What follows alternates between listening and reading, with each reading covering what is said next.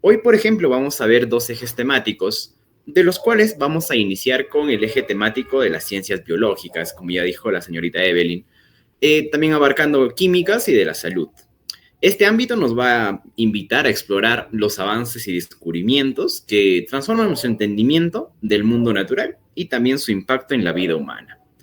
Para iniciar esta sesión, tengo el placer de presentar a nuestro primer expositor, el magíster Daniel Pariona Velarde, que tiene estudios como ingeniero de alimentos en la Universidad Nacional Federico Villarreal.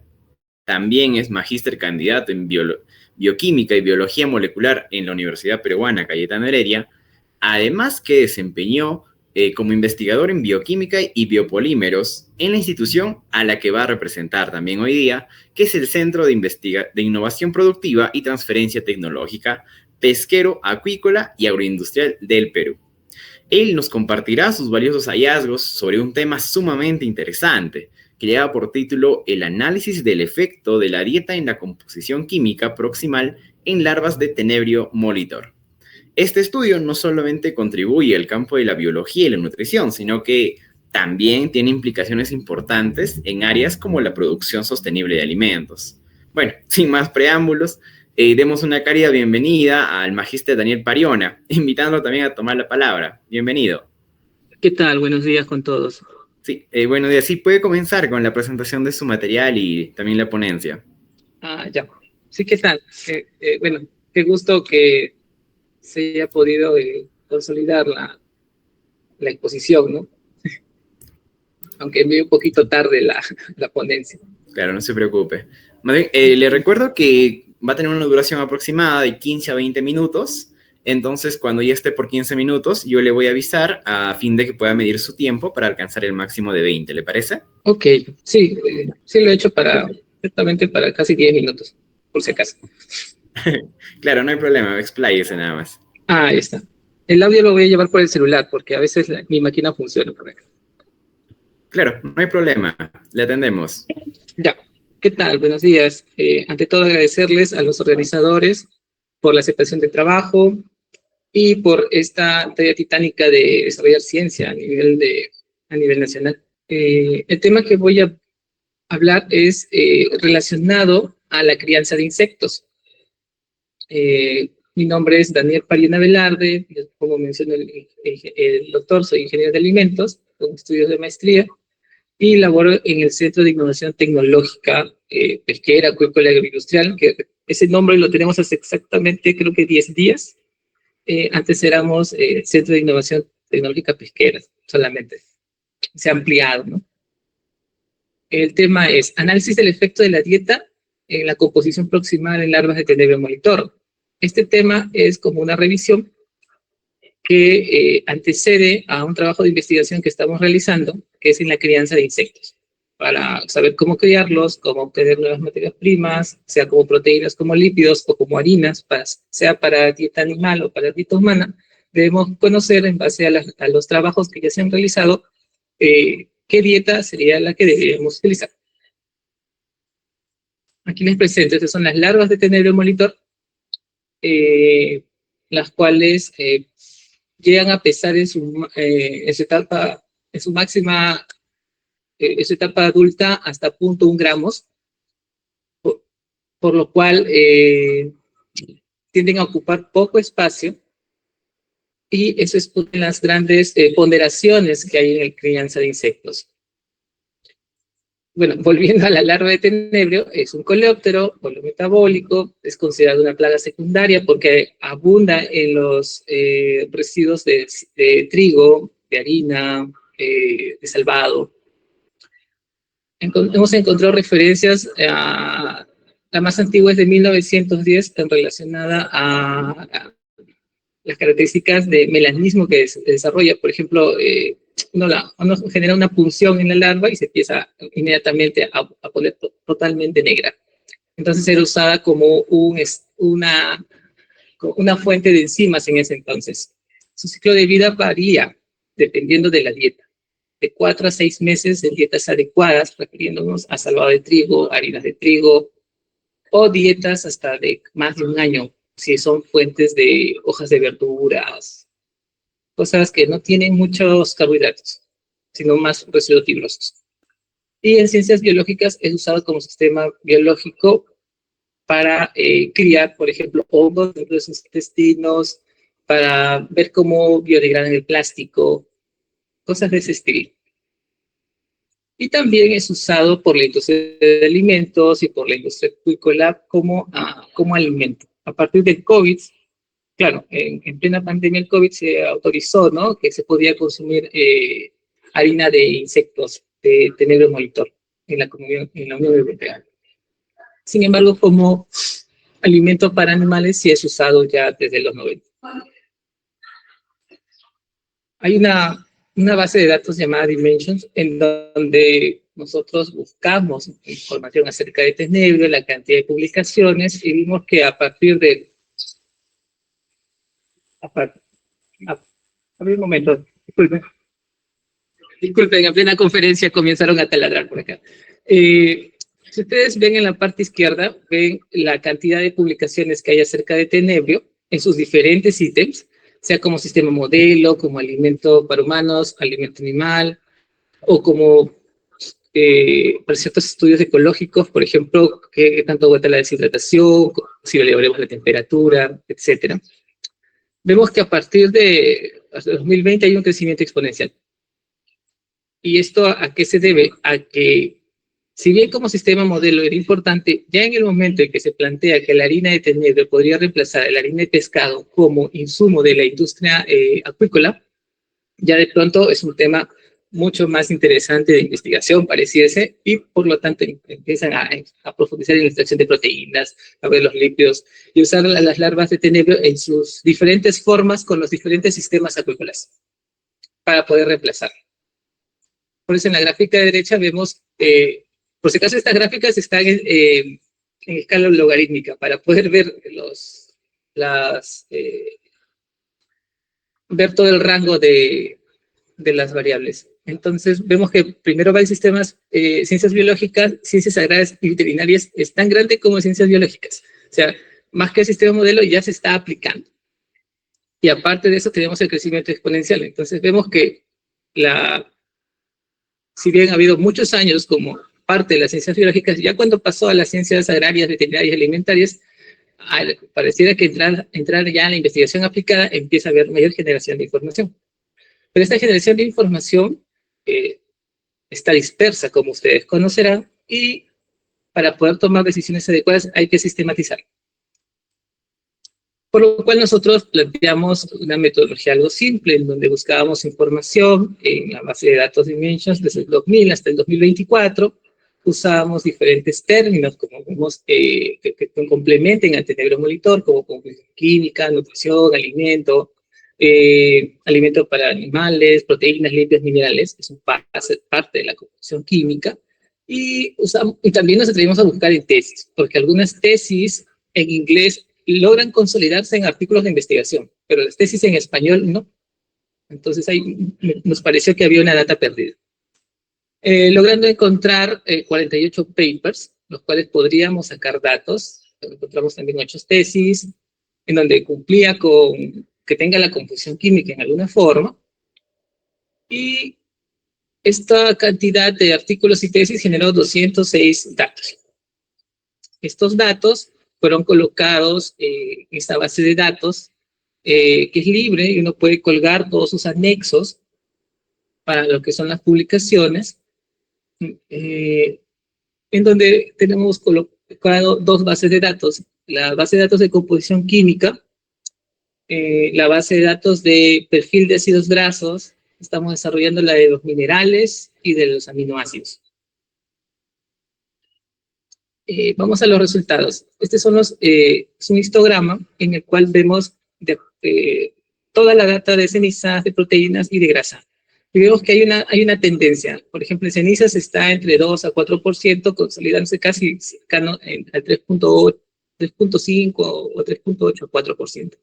En caso de proteínas va del 52 al 54%, y en grasas cercanos al 30%. Entonces, una fuente rica en proteínas, rica en lípidos, que puede ser aprovechada, sea entero o en su forma fraccionada. Este es un gráfico biplot de proteínas y lípidos ya en base seca, en donde el diámetro de esas bolitas que ven que son cada dato es el porcentaje de cenizas, lo cual se ve en la parte inferior de la escala. Entonces vemos que para tomar una decisión es algo complejo, por así decirlo, difícil, hacerle seguimiento. Vemos que hay datos con baja cantidad de lípidos y variable cantidad de proteínas. Entonces debe haber algún tipo de categorización de las muestras para poder tomar una inferencia. Entonces, las diferentes dietas que encontramos fueron catalogadas en 6. Dietas que tenían un gran porcentaje de harina de trigo, dietas que tienen como un 80-90% como harina, sea con gluten o harina sin gluten, dietas en las cuales tengan salvado de trigo, que es esta letra ST, con diferentes mezclas de cereales, dietas exclusivamente con salvado de trigo, y dietas con salvado de trigo que estén sobre el 50%, pero que no lleguen al 90%, y las legumbres. Cuando categorizamos así las dietas, nos dimos cuenta que había cierta tendencia a que cuando hay, por ejemplo, si yo brindo legumbres al tenebro monitor, mis tenebros al final van a ser más proteicos. Y si yo estoy buscando una harina rica en proteínas, voy a poder orientar con esta dieta la acumulación de las proteínas. La síntesis, ¿sí? Por otro lado, si necesito lípidos para obtener aceites, entonces nosotros podemos utilizar más harinas. Estas dietas, si bien están enfocadas en la cantidad de carbohidratos, esto es debido a que la dieta en tenebro oscila entre un 60-80% de carbohidratos, sea entre harinas y fibras. El resto tiende a complementarse, sea con a veces fuentes proteicas, un 10%, almidón, otro 10%, y un de 0.5 hasta 5% se encuentra en las dietas con levadura de cerveza seca, porque es muy importante para los insectos la fuente de complejo B. Vemos que una primera tendencia, estas relaciones inversas entre las dietas, también vemos que el salvado de trigo acumula mayor cantidad de proteínas y menor cantidad de lípidos que con respecto a la harina de trigo. Entonces la fibra ejerce un efecto regulador en la síntesis de lípidos y promueve la acumulación, síntesis de proteínas, lo cual nos convendría si queremos una dieta unas larvas ricas en proteínas. Luego hacemos un zoom en estos datos en base a la gráfica de cajas y bigotes y vemos que en proteínas, cenizas y lípidos todos presentan una alta dispersión porque es una categorización de data. Sin embargo, en legumbres no tanto. Cabe recalcar que en legumbres es la menor cantidad de datos que tenemos. Por lo tanto, si queremos profundizar, yo plantearía o recomendaría que dietas de legumbres o harinas de legumbres para tener más datos y dos, para corroborar si realmente con cualquier legumbre va a pasar esto de un mayor efecto de la cantidad de proteínas en el organismo. Si vemos la mediana de las gráficas, vemos que la mediana más baja es, el promedio más bajo es la de harina de trigo en cantidad de proteínas. Ahora, cuando vemos en cenizas no vemos ninguna diferencia casi. Solamente en salvado de trigo que hay mayor dispersión porque hay mayor cantidad de datos. En el caso de lípidos, con respecto a proteínas, por ejemplo, vemos que las legumbres se nota, hay una relación inversa. Y efectivamente, en los organismos se acumulan más proteínas, vas a acumular menores lípidos. Luego analizamos si había diferencias significativas entre estos grupos y como ya nos imaginábamos, en cenizas no iba a haber, en proteínas y lípidos sí iba a haber, y las legumbres son los que tienen la menor cantidad de grasa y la mayor cantidad de grasa son las dietas con harinas. Cosa que vimos en el gráfico de Biplot, pero ahora ya esto es basado en un análisis estadístico. Igual en proteínas vemos que las legumbres. Entonces, teniendo la misma larva, orientándonos con las diferentes dietas, nosotros podemos obtener una fuente rica en lípidos para obtención de aceites y a su vez una fuente rica en proteínas y vamos a estar dirigidos a obtener concentrados proteicos a partir de insectos, en base a la dieta. Uno podría decir, pero, por ejemplo, entre 28 y 38, entre 20 y 38% no hay tanta diferencia. Este 18% que parece que fueran gramos nada más, si lo volvemos toneladas, entonces ya vemos, ¿no? Entre 20 y 38 toneladas, 18 toneladas sentimos el impacto económico. Entonces, de pronto, prestamos mucha atención a la dieta. Queremos orientarlo y ganar cada gramo de carbohidrato que damos a obtener lípidos y proteínas. Y eso es lo que el mensaje un poco de esta charla, ¿no? Con fuentes de carbohidratos, fibras, podemos obtener lípidos y proteínas, porque el proceso de crecimiento del tenebro genera esta biotransformación y con el cual podemos aprovechar nosotros cual ganaderos de insectos. Hasta ahí acababa la presentación enviada para la exposición de hoy día, pero seguimos trabajando y ya hemos terminado la base de datos de perfil de ácidos grasos. En este caso fueron menor la cantidad de papers encontrados, en donde solamente encontramos 38. Y estos son los datos. Sin embargo, de estos 38 papers obtuvimos 111 datos. Y esta gama, esta bandera que pareciera que ven acá, es la proporción de los diferentes ácidos grasos que contienen los lípidos. Y si ustedes ven, hay una banda roja y una banda azul que sobresale. Esos son los ácidos grasos predominantes en el aceite de tenebrio, que serían el ácido oleico y el ácido linoleico. Y vemos que a veces sube el oleico y baja el linoleico. Algo que ya no puse acá es que cuando los tenebrios acumulan mayor cantidad de grasa, pasan el 25%, tienden a acumular más ácido oleico. Y cuando por debajo del 25% de lípidos en el tenebrio, tienen mayor ácido oleico. Y cuando tienen menor cantidad de lípidos, y de estos lípidos predomina el linoleico, tienen mayor cantidad de proteína. Entonces, con la dieta podemos ver inclusive el tipo de perfil de ácidos grasos que tendría nuestro aceite de tenebrio. Podemos modularlo. Ahora, ¿qué ventajas tiene este tenebrio? Ocupa poco espacio, ¿qué más? No consume muy poca agua, pueden adaptarse a diferentes fuentes de proteicas. Por ejemplo, pueden darle residuos de pescado, que es lo que estamos dándoles nosotros, pieles de pescado, espinazo. Luego, pues se seca, se muele fácilmente y puede pasar a través de un termoprensado para extraer el aceite, y la que queda, esta porra que queda, que va a ser rica en quitina y proteína, puede a su vez pasar por procesos de concentración de proteína, que es una extracción alcalina, y tiene tres extracciones: la antiquitinosa, la oleica y la proteica, en base a crear un organismo con muchos carbohidratos. Y eso es lo que se nos viene. Necesitamos nuevas fuentes de proteína, nuevas fuentes de lípidos, sea para humanos o también para animales. Y por lo tanto, este conocimiento nos pareció muy importante, tratar de sistematizarlo para poder tener inferencias. Las conclusiones serían que si el trabajo buscaba analizar el efecto, si encontramos un efecto en la composición proximal, en donde si le doy legumbres, obtengo mayor cantidad de proteínas en mi larva. Si le doy harinas, tengo mayor cantidad de lípidos. Si le doy fibras, 100% de fibra, también obtengo mayor cantidad de proteínas y menor cantidad de lípidos. Pero si mezclo entre estas, obtengo igual, obviamente, una mezcla de proteínas y lípidos medios. La composición química de harina proveniente de harinas refinadas tiene más lípidos, y la de fibras, proteínas. Y la recomendación sería comenzar a sistematizar mejor las datas, ¿no? Si bien leemos papers, buscamos bases de datos que ya están, data filtrada, data tabular, ordenada y limpia. Hay data escondida en los papers, en la cual esté en texto, o en gráfico de barras, en gráfico circular, o por último una tabla simple. Esos datos tratarlos de extraer y ponerlo en un Excel y empezar a sistematizar. Y luego podemos usar diferentes tipos de paquetes para tener inferencias. Ya comenzamos con el proximal, estamos con los ácidos grasos, ahora nos faltan los aminoácidos y minerales.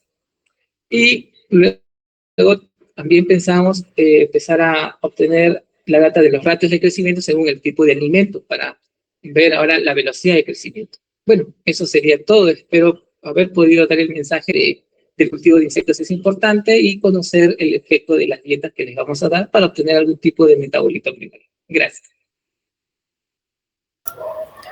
Muchas gracias, Magister Daniel Pariona. Totalmente agradecidos con toda la información que nos ha brindado. Entonces, pues, una exposición muy interesante, la verdad. Y ahora, antes de pasar con las preguntas, permítame saludar a todos aquellos que nos han mandado saludos de las diferentes redes en que estamos en vivo. Desde Facebook nos manda saludos Gabriela, José, desde Bolivia también nos manda otros saludos. Gris Ambicho también nos manda saludos para todos. Desde Facebook, desde Arequipa, Carlos Fernández, muchos saludos. También desde TikTok, en Bolivia, Luis Fernando nos está viendo. Y entre otras personas, a todos los que estén asistentes, les recordamos que por favor estamos adjuntando un link en todas las redes en el que pueden ustedes marcar su asistencia. Y si tienen más de 3 días de asistencia, reciben su certificado completamente gratuito. ¿Ok? Y a ver, si no le incomodo, Magíster Daniel, podremos pasar con las preguntas. Hay muchas interesantes aquí. A ver, desde Facebook, Mirta MC nos pregunta: ¿se realizó alguna evaluación estadística multivariada que permitiera identificar patrones de asociación entre los componentes de la dieta y los parámetros químicos de las larvas? Ya. No, todavía no hemos llegado a hacer ese análisis porque necesitaríamos la composición química de cada dieta, lo cual normalmente no se hace. Sin embargo, habíamos pensado en cruzar con la tabla de composición química de alimentos que hay en diferentes bases de diferentes países para sacar un promedio y ponerlo. Entonces tendríamos el input de la composición química del alimento con el análisis de la larva para poder obtener. Pero cabe recalcar que yo hablo en plural, ¿no? Y eso es algo para no parecer que yo lo hago solo, ¿no? Pero la exposición un poco de estos datos es para conseguir apoyo, en cierta forma, alguien interesado en esto, podamos trabajarlo juntos, ¿no? Porque es un trabajo un poco de hormiga generar las tablas. Pero para mí es muy divertido. Capaz a otra persona también le parece divertida y desea apoyar. Sobre todo con esta recomendación de este análisis multivariado. Sí, claramente. Muy interesante la invitación a todo el público. A ver, también desde TikTok, Juana nos pregunta: ¿cómo se controlaron los factores externos como la temperatura, humedad o densidad poblacional que podrían influir también en la composición química y el crecimiento de las larvas? Ya, aquí, por ejemplo, la temperatura, el tenebrio puede crecer desde los 20 grados hasta los 35 grados. La temperatura óptima obviamente estará en la mitad, entre 28 y 30, pero cabe recalcar que cuando se hacen esos estudios de cultivo se busca la mejor condición. No podemos cultivar la peor condición porque normalmente no crecen bien o inducen a canibalismo o se mueren y al final no tienes muestra que analizar. Entonces, de todas las condiciones que pones en la que... acuérdense que cada larva pesa 1.1 gramos. Para hacer un análisis proximal, como mínimo necesitas 250 gramos. Si tú lo vas a hacer. Si lo mandas a hacer en un laboratorio, el laboratorio, como vive con posiblemente el error en nivel muestreal y empieza a alucinar, te pide 1 kilo. 1 kilo de muestra seca, que equivale a 4 kilos húmedos, o sea, 4 kilos de larva, y acuérdense que cada una pesa 0.1 gramos, entonces realmente los que han logrado hacer el análisis han tenido un montón de larvas y han sido una de las mejores condiciones, si no, no lo podrían obtener. Con respecto a la humedad, el tenebrio puede aguantar humedades realmente muy bajas. Sin embargo, la mayoría de trabajos indica que cada semana o 2 semanas le ponen un gajo de manzana, un gajo de alguna fruta para que puedan alimentarse, ¿ya? Porque tener aire acondicionado con un humidificador para las larvas, un poco que a veces eso encarecería los costos de evaluación. Y densidad poblacional, sí, efectivamente, la densidad poblacional es muy importante. Por ejemplo, nosotros los criamos en unos tipos de potes de esos de mazamorra de 250 gramos, a lo mucho 100 larvas. Porque si ponemos más de 100 larvas, se empiezan a comer entre ellas. Pues se empiezan a enfermar. Entonces, eso debe pasar en la mayoría. Entonces, si bien podemos ver el efecto, por ejemplo, poner una sola larva en ese pote, la larva también igual se muere, no crece, no come. Es sorprendente, se queda quieta, como esperando un input para moverse. Pones unas cuantas más y se empiezan a mover y empiezan a comer. O sea, pareciera que son un poco gregarios. Y sí, hay esos efectos. Ahora, hay trabajos en donde evalúan temperatura, humedad, densidad poblacional realizada por entomólogos que no les importa la composición química. No lo ven como alimento, no lo ven la aplicación en la agricultura. Entonces no hay ese dato. Y los que han hecho la composición química, a veces no han evaluado el otro. Eso también pasa. Uno que otro artículo conecta las cosas. Claro. Muchas gracias. Sí, esa visibilización de que se necesita tantas larvas para hacer el estudio es realmente sorprendente. Pero mire, justo ahora Micaela nos propone de otra forma la pregunta.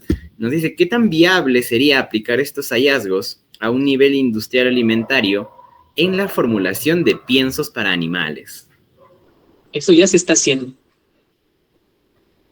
Eso ya se hace. Hay empresas enormes, ya sea en China o en España. Creo que se llama Insectbio, si no recuerdo, en España. Ya cultivan tenebrio. Y Hermetia también en Lucex. No me acuerdo cómo es el nombre científico del grillo.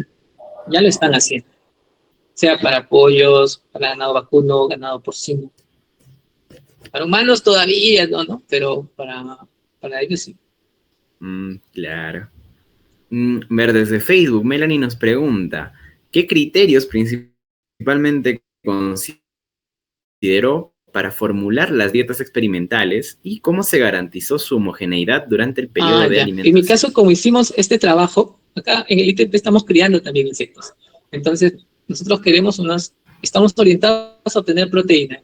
Entonces, según la gráfica que he mostrado, darle granos ayuda. ¿Pero qué es un grano? Cuando lo vemos como estructura, que tiene cierto porcentaje de almidón, entre 15 y 20%, tiene 10 a 15% de proteína, tiene un montón de fibra. Entonces, en base a esos porcentajes, de manera general, formulamos una dieta. Y cuando hemos obtenido la composición proximal, casi se sobrepone sobre los granos. Entonces, sí, efectivamente, dar entre un 70 a 75% de salvo de trigo, entre un 10 a 15% de almidón, y entre un 10 a 15% de proteína, complementado con 1% de levadura, es como generamos esa proporción de proximal de un grano, de una harina de un grano. Entonces eso es lo que nosotros estamos haciendo en base a la data que hemos colectado. Sistematizamos la data que hay para obtener inferencias que nos ayuden a cultivar mejor. Interesante. Bueno, a ver, por ahora como un descanso para usted, nos saluda desde Ecuador Daniela, desde Cusco nos saluda también Camila, en Quito tenemos a Karina, y justo una pregunta, justo con un saludo. Roger nos dice saludos desde Buenos Aires, encantado de participar de estas ponencias. Maestro Daniel, ¿cómo afecta la dieta la tasa de crecimiento y supervivencia de las larvas? Ya, a ver, tasa de crecimiento es que si nosotros no le alimentamos con la suficiente cantidad de carbohidratos viables para el tenebrio, que va a poder degradar, por ejemplo, hemicelulosa, celulosa, este va a retrasar en su crecimiento. Y como va a estar con hambre, va a empezar a atacar a las otras y va a empezar el canibalismo. Entonces uno pone 100 larvas con una mala dieta y de pronto al día siguiente ve que tiene el peso adecuado, pero tiene 50. Y la siguiente semana tiene el peso adecuado, tiene 12. Dice que, bueno, está creciendo, ¿no? Sí, pero se están comiendo. Entonces, en teoría, una dieta ideal no debería inducir a canibalismo, porque si no pierdes muestras, ¿no? Ahora, la supervivencia de las larvas, claro, van a sobrevivir a toda costa. Y se comen entre ellos. Eso es normal en cualquier organismo, pero cuando hay condiciones extremas. Y eso debemos evitar. Para eso debemos darle nutrientes adecuados, el espacio adecuado, la humedad. Esa. Por ejemplo, cuando son adultos, donde está el escarabajo y van a reproducirse, si no hay fuente de agua, se comen a uno de ellos. Y tienen su fuente de agua y se reproducen. Cosas de ese estilo pasan. Wow, sí, un enfoque bastante crudo, la verdad, ver el canibalismo así de estas larvas. A ver, continuamos. Uy, hay muchos saludos también ahora. Desde Huancayo nos saluda Diego Rivas. Desde TikTok tenemos, un saludo de Tarija, Bolivia. No sabía ni que existía esta provincia, de Jorge. Muchos saludos, Jorge. Desde Facebook, Eli Lázaro. Chiclayo presente, nos dice Jaime Alfredo. Hola Jaime, esperemos que estés disfrutando de la ponencia. Y desde TikTok, Mario con una pregunta nos lleva. ¿Qué implicancia tienen sus hallazgos en el diseño de alimentos balanceados a base de insectos, tanto en nutrición animal como humana, considerando los criterios de calidad y seguridad alimentaria? Ya, que podemos abaratar costos. O sea, para que llegue a humano, algo de crianza tiene que ser barato y seguro, ¿no? Existe otro insecto que es bien famoso, que es la Hermetia lucens, pero que crece en desechos, o sea, como en abonos, en bosta, Entonces, eso no va a poder ir a humanos, ¿ya? Sin embargo, el tenebrio sí crece residuos agroindustriales. Un residuo agroindustrial bien trabajado es materia prima de otro proceso, no necesariamente es basura. Eso a veces uno dice residuo y puede pensar mal, ¿no? Si proviene de una empresa, mantiene todas las condiciones higiénicas sanitarias, las cuales podría aprovecharse para crear los teneros y llegar a la alimentación humana. No sé si eso se refiere, ¿no?, a la seguridad de la materia prima.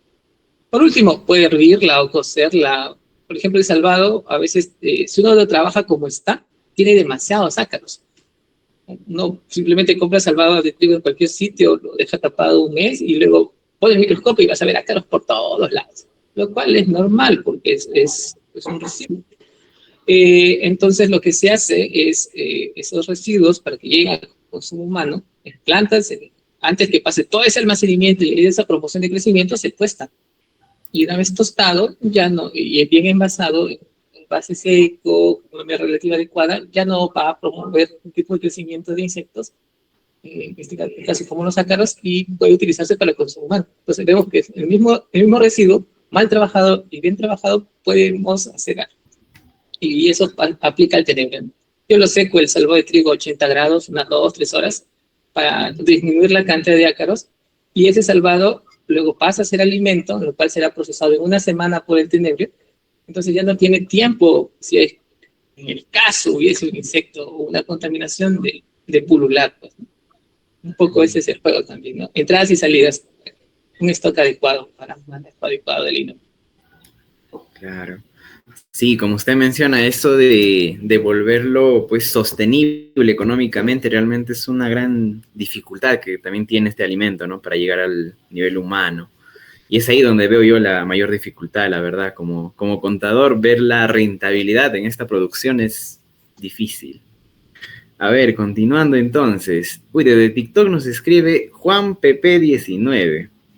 Se evaluó la posibilidad de incluir aditivos o suplementos en la dieta que potencien aún más el perfil nutricional de las larvas sin comprometer su viabilidad biológica.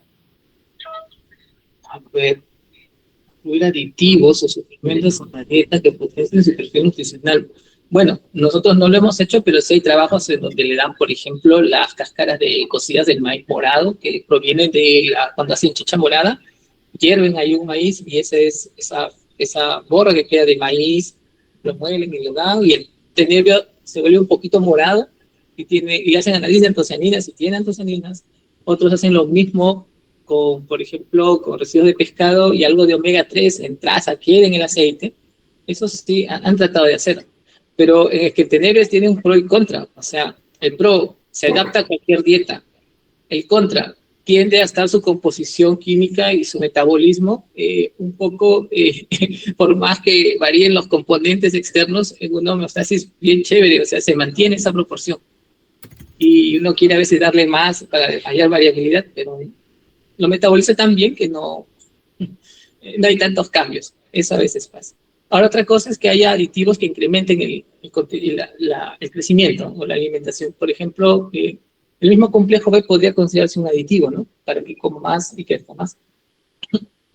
Otros le agregan, creo que hasta aromas de mantequilla, esas cosas, y eso promueve que coma más, engorde más. Pero no he leído aquí trabajos que ya sea para el comercio. No lo he visto. Claro, se entiende, se entiende. Ahora, desde Facebook, otra pregunta. ¿Qué tan replicables considera que son sus resultados en contextos con condiciones ambientales distintas, como un clima tropical o una altitud elevada? Ah, sí, se puede interesante. La mayoría de trabajos son sobre el nivel del mar. Al menos lo que he leído, cuando dice, por ejemplo, laboratorio de tal, lo he buscado y sí, son sobre el nivel del mar. Larvas criadas a altura, no he visto un trabajo. Sin embargo, ahí está el detalle de sistematizar la información, ¿no? Falta esa información, entonces es una nueva variable para cultivar y evaluar.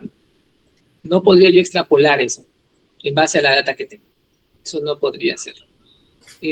Sin embargo, también las larvas, yo pienso que cuando vas a criarlas en temperatura fría, no tanto en altura, tienes que incrementar un poco la densidad en el envase, porque al menos las pruebas que he hecho cuando le pongo un termómetro generan bastante calor y eso atenúa el invierno, por ejemplo. Si no hay aire acondicionado, pues se ponen más largos y generan más calor y ellas logran sobrevivir. Pero en altura no, sería una variable interesante. Claro, sí, sí. Pues se pone interesante, pero como usted dijo que tienen límites de temperatura para vivir, también lo pone como una limitante, ¿no? No creo que se pueda variar tan fácil esta crianza. ¿No? Sí. A ver, desde Facebook, Melissa nos pregunta, una pregunta de estilo educativo. ¿En qué medida considera que se podría aplicar su investigación en programas gubernamentales o educativos que promuevan la seguridad alimentaria con un enfoque sostenible? Ya. Sí. Sería para la opción, me encantaría para un programa educativo para que la gente, o sea, en este momento, si le doy galletas con insectos a todos los presentes, que tengo más de 35, nadie va a atracar. Sin embargo, si empezamos a sensibilizar a los niños, sea en primaria, secundaria, que cultiven sus insectos y vean que crecen y lleguen a su mentalidad, a su inconsciente, que es como un pollo, entonces lo van a consumir sin ningún problema. Y eso generará mayor demanda y a la industria empezará la oferta y empieza la cadena. Es un poco la sensibilización. Algo como lo pasó con los langostinos comenzando en 1900, ¿no? Nadie comía langostinos, ¿no? Algunos pescadores comían langostinos y ahora es un plato de que, oye, tiene un precio, ¿no? Hay una demanda y una oferta. Un poco esas cosas pasan.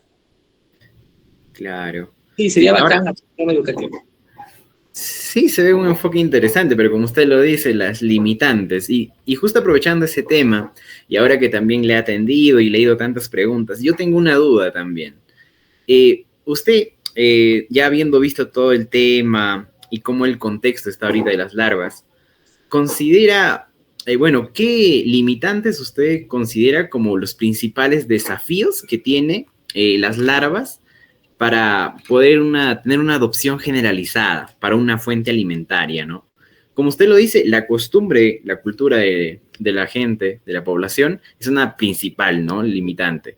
Pero ¿ha visto quizá alguna limitante en el aspecto ético, ambiental o tal vez cultural también? Sí, o sea, nadie va a coger una cucaracha seca y va a aprovechar el cancha a comerla, o sea, eso no va a pasar. Sin embargo, hay un concepto en diseño de alimentos que es desestructurar el alimento, ¿no? O sea, o sea, nadie en su sano juicio quiere comer un filete y previamente asesinar a una vaca, o sea, nadie tiene esa correlación. Sin embargo, lo promovemos y no hay nada de mal.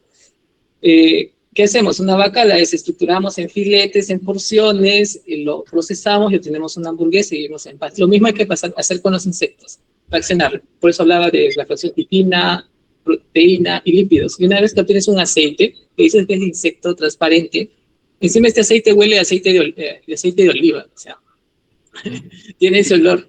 Y tiene el perfil de ácidos grasos de aceite de oliva, el tenebrio. Entonces, y va a estar más barato, supuestamente. Entonces tú dices, ya, puedo consumirlo, ¿no? Pero no ves al insecto, ¿no? Eso es lo que hay que promover tranquilamente, ¿no? Desestructurar el alimento. Hay otra corriente que es una contracorriente para mí peligrosa, que es lo natural, ¿no? No, todo tiene que ser natural. Entonces, aprovecha la larva seca y muérdela, ¿no? O sea, esto sería natural, ¿no? Pero no cuadra ahí inmediatamente porque lo asociamos bien asociado, por si acaso, con infecciones, con alergias. Eso es real, ¿no? Pero hay que entender que a veces estas asociaciones es por los parásitos que tienen, por los ácaros que tienen, por los microorganismos que tienen, por los contaminantes alrededor que tienen. Entonces eso hay que comprenderlo. Bien criado, un pollo, un entrenado vacuno, no tiene enfermedades. Mal criado, hemos visto múltiples enfermedades que han pasado, ¿no? Aviar, el virus de vacas locas, es cuando no están bien criados. Entonces, un poco hay que acostumbrarnos a desestructurar el alimento, partirlo y consumir esas fracciones y vivir en paz con ello. Claro. Mire, a ver, ahora ya vamos a ir terminando porque nos hemos extendido, la verdad. A ver, dice de TikTok, nos saluda Valeria Ríos, feliz de compartir este espacio académico. Saludos, Valeria, esperemos que también estés disfrutando y aprendiendo mucho. Y una pregunta de Carol desde Facebook. ¿Qué parámetros bioestadísticos se utilizaron para validar la confiabilidad de los datos obtenidos en el análisis químico? A ver, parámetros bioestadísticos.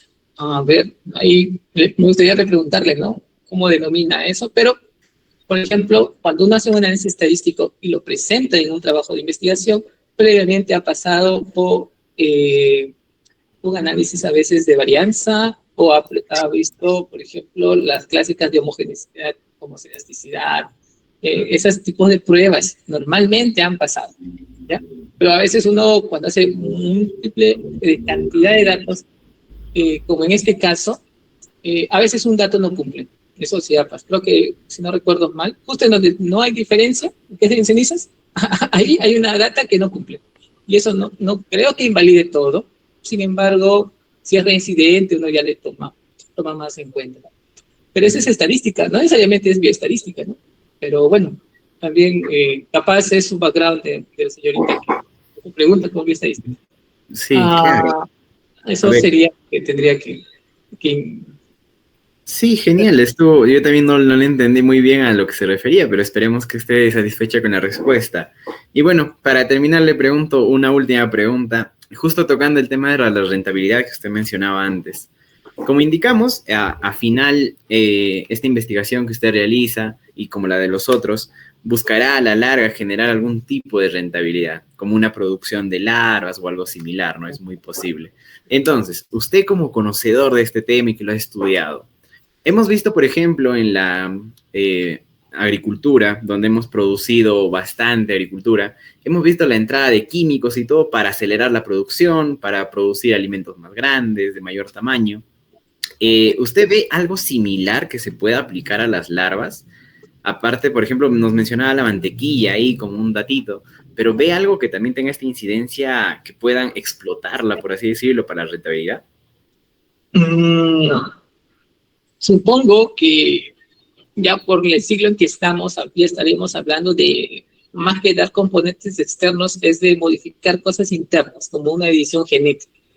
Supongo que eso es lo que se viene para todos los organismos y para los que están consumiendo cosas naturales, eso ya está en todos los productos, en ese caso. Y es normal, ¿no? Hay que aceptarlo, ¿no?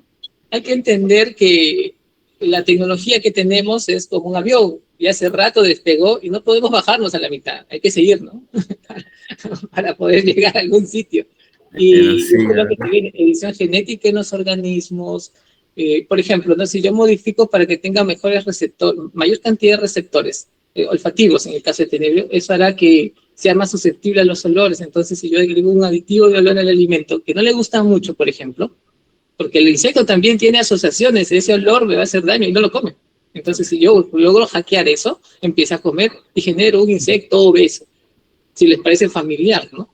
Un producto que huele muy ahumado, muy lácteo, te llama a comer más y empiezas a engordar. Ese concepto que nos lo aplica, nosotros también lo podemos aplicar en la crianza.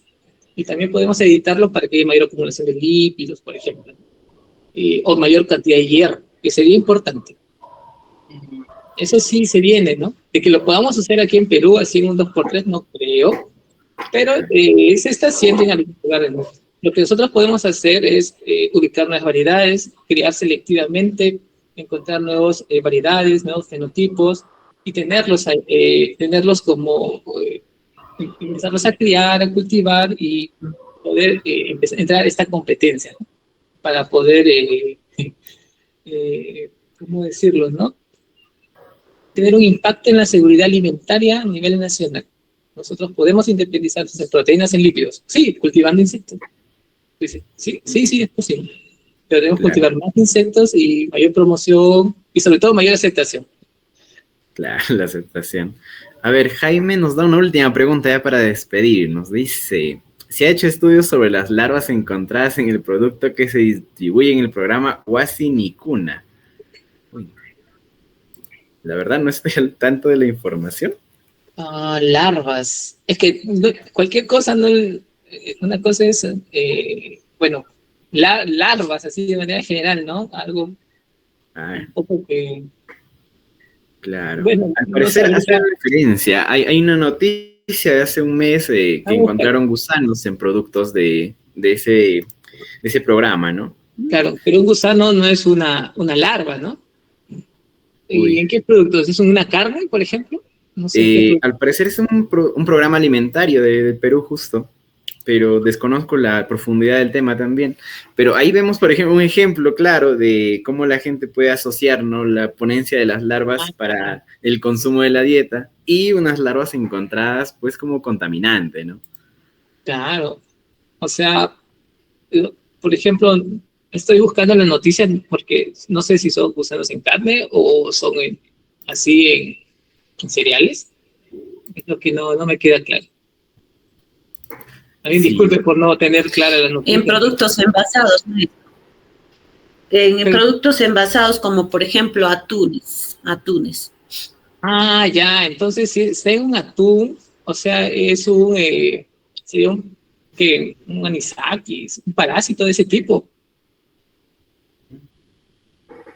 sí, la verdad no hay mucha información tan abierta, así que no se Claro, desconoce. pero ahí viene el detalle, o sea, un animal, si es un atún, por ejemplo, no es un animal de cultivo, es un animal de captura, es algo salvaje, está expuesto a toda la naturaleza y el nivel de incidencia de un parásito va a ser bien alta a un animal de cultivo. Entonces, eso también hay que a veces comprender, ¿no? Y no digo que esté bien, que esté mal, simplemente hay una gran probabilidad, ¿no?, que va a pasar eso. Ahora, el animal, si es un animal que va a tomar mucho tiempo en crecer, por ejemplo, un atún que será 3 años, a una anchoveta de un año, o Claro. más, más, creo que es más tiempo, entonces va a haber una mayor incidencia de parásitos, ¿no? Entonces, es un poco, habría que ver más que por qué está parasitado. Es que tenemos que consumir conservas de animales tan grandes o puede ser más pequeños para que no baje la incidencia de parásitos, ¿no? Cosas de ese estilo, ¿no? Y vivir justo en simulacro, yo creo. Claro. Bueno, Magíster, con esto habríamos culminado, le hemos explotado todo lo que sabía, creo, del tema. Y lo dejo con la señorita Evelyn, para que haga la entrega respectiva del certificado. Ya, más bien, Muy muchas bien, agradecidos, maestro Daniel, tan importante disertación y como lo decía, pues, Albert Einstein, ¿no? La formulación de un problema es más importante que su solución. Y usted nos ha dado en realidad un enfoque muy interesante que debemos tomarlo en cuenta siempre. La verdad que es importante, por ejemplo, que nos haya podido dilucidar este tema a todos los que correspondemos a otras áreas del conocimiento. Por ejemplo, ¿no? Yo soy contador público y soy un poco, no soy inherente a estos temas al 100%, pero no soy muy conocedora.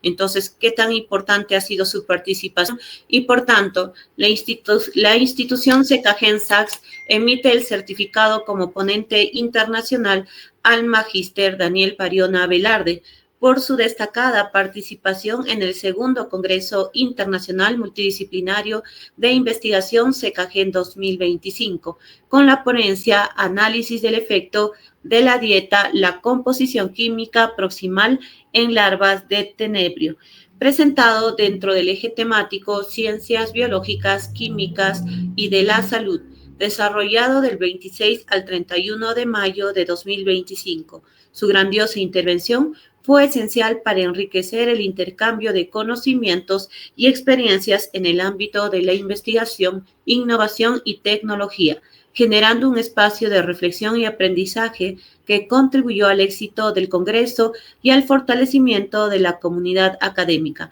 Expedido en la ciudad de Huancayo, Perú, al 30º día del mes de mayo de 2025. Firman y validan esta certificación la Fundación Universitaria CAFAN de Colombia, el Centro de Investigación y Desarrollo de México, la Universidad de Holguín de Cuba, el Seminario Internacional de Filosofía de Canadá, la Escuela de Posgrado de UPEA de Bolivia, la Universidad Nacional San Cristóbal de Perú y la Gerencia General de la institución CKGen Sachs. Maestro Daniel, nuevamente el agradecimiento con este certificado de reconocimiento. Quisiéramos escuchar algunas de sus palabras como parte de la experiencia compartida el día de hoy. Solo agradecerles por su atención y por la tarea titánica de hacer organizaciones científicas en Perú, ¿no? O bueno, creo a nivel latinoamericano, si no he entendido mal. Y bueno, gustoso en participar y esperaré el tercer congreso para ya presentar los aminoácidos, los lípidos y el ratio de crecimiento. Espero ya haberlo terminado para un mejor entendimiento, ¿no? Del caso. Bueno, gracias. Claro que sí.